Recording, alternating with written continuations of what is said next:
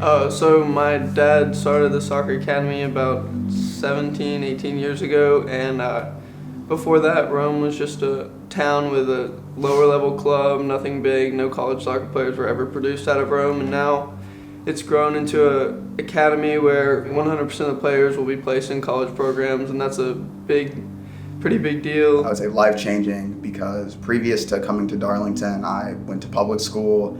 I just took normal classes, just everything like that. But then coming to Darlington, it really just changed my athletic and academic experience. It's been a great experience. I think I've grown as a person, as a player, and as a student. It's a really close family. Like, we're all a tight group, and it's kind of something I've never been a part of before, because we'd obviously have our teams at home, because I come from the Bahamas. We'd have our teams at home, but we'd never have a tight, we had 4 or 5 guys who always played together, but it's never been a tight group, like a family. So I really like it. Check. Hey, take it around the cone with your first touch. This side of the cone. Yeah. This side of the cone. Good. Quick. Yep. Well done. Yeah, find me. Yeah, well done. For me, the most important and most unique thing about what we do here at Darlington School is the fact that we have a lot of residential boarding students, and it is really preparing young men and women for college and to be college soccer players. And it's very unique because they're essentially doing that in many ways, just like they will in college, and they're doing it a few years or hopefully 4 years before they actually go away to college. And it's just so unique. They become college ready almost immediately because they've actually done it. You know, a lot of people, they're not used to going away from home and not having mom do the laundry or have to coordinate when they're studying all these different things. Our young men and women are already doing that, and so it's not that big shock that tends to happen as you go away to college.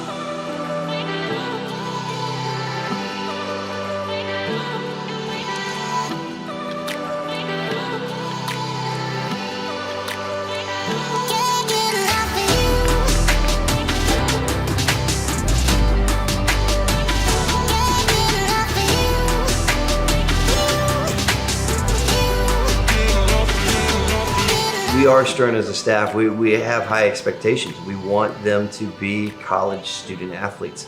And to be a college student athlete, you need to be in the top 2 to 3% as an athlete, period.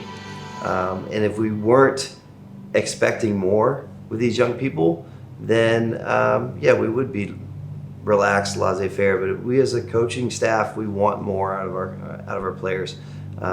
Everybody has high goals when they come into our program, and we just have to hold them accountable to those goals. And some of it is teaching them what the level expectation is at the next level. A lot of young people these days don't understand what college athletics is all about, how much fitter they have to be, how much bigger, stronger they have to be. The college coaches are there because they're looking for their livelihood to be sustained by the next level of players, the next group of players they bring in. And so they're not looking for projects. They're looking for kids that are coming in and that are already big, strong, fast, athletic, and dynamic players. So it's, when we tie a game, obviously we're as competitive as we want to be as staff. There's always areas that we can improve. Even when we win a game, when we lose a game, when we tie, it doesn't matter the result of the game. There's areas that we can always improve as a program, as positionally possibly or tactically with our groups. We're always looking to get better and better. So you had a very good group you played against, okay? And you tied, but you should have won if you did what we asked, and that's take your chances. There's a number of you guys that passed up easy shooting opportunities or half chances at a minimum to play the ball off or beat one more guy. Again, in the second half, even though we addressed it at halftime. You guys in the front three have got to fill some major holes from what we graduated last year. It's the little decisions you guys are making. You're not being dangerous enough. You've got to start problem solving. Where are we getting beaten? And constantly analyze the game. I joined the Darlington soccer program this August, so it's almost been about 5 months now. I played in Finland, in my home country, in a club called TPS. and I played there my whole childhood, and now I'm in the Darlington Soccer Academy. So before I joined, I used to live in Vietnam, and in Vietnam, the soccer facilities as well as the program wasn't very developed, and coming here, I got to play a very high level of game as well as being exposed to a lot of college coaches. Outside of soccer, where the whole team's very close, we're always hanging out with each other, and I feel like it really helps build chemistry on the field, getting to know each other and knowing how we play. Yeah, some of the players on this team are my closest friends, and being able to actually connect with them on the field and then being able to do it off the field always boosts our connection on the field. And a lot of us are bored as well at the school, so we're always living with each other in close contact with each other. So getting to know each other a lot obviously helps translate onto the field and know how each other play and know what each other are good at. Yeah. As much as you remember the games, as much as you remember the victories or all those things, what you do end up missing is the bonds that you've built and the brothers that you had. And I think I spent 2 hours on the phone with a former teammate of mine from college last night, because I had talked to him in like a couple months. It's incredible the bonds you build.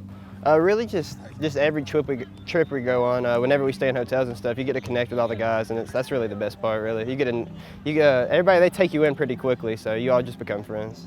Darlington really provides you opportunities to play in college, way more than other clubs. In other clubs, they're not really connected to you, but here they are.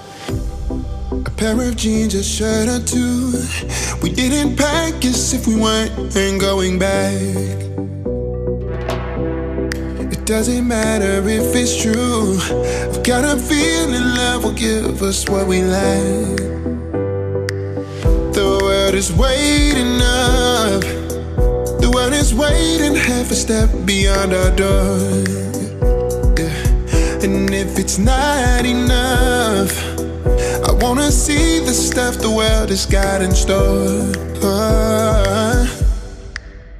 Coming to Darlington definitely took it up a notch because they're more caring for your future and stuff. So like my last club team, we played at like a lower level, and when you come here, speed of play goes up, everything's at a higher level.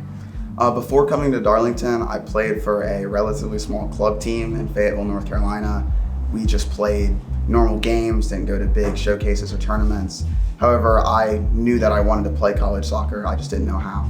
So coming to Darlington, I learned about the whole emailing process, talking to college coaches, college visits, just everything like that. So it changed my game in actually knowing how to get to the next level. And then for my personal experience and confidence, it really helped raise it with training every day to playing with better players. I really became confident in my own game. I think the best thing you can do as a student here is to maximize your opportunities, so that although we have great facilities, we also have great coaches that have a lot of connections. So maximizing all those opportunities is what I would advise. I'm a very competitive person, so being competitive and the environment that Darlington provides it's a competitive environment. So having that competitive nature kind of drives me to want to play and be excited about it. I mean, it's the best you can have in the situation. We live with each other, eat with each other. It's the most college-like situation you can give a kid. Stockholm lights, the Stockholm lights.